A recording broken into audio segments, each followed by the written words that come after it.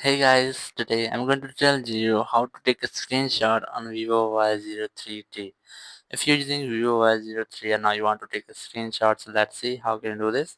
We have some different ways. The first way is that you just have to scroll down your control center and you'll get the screenshot option here. Just tap on it and then select screenshot from here.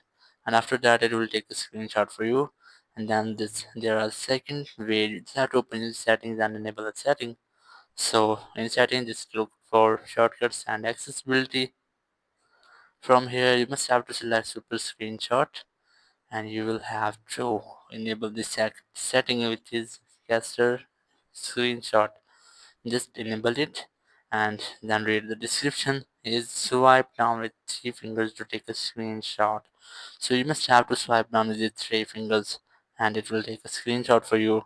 After that, just go back and here go for main settings, then open shortcuts and accessibility again, and you'll get easy touch here. Just select it and then enable it.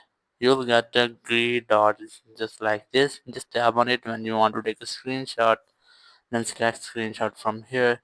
So that's how you can easily take a screenshot on Vivo Y03t. Thank you very much for watching the video. Until next video, bye bye.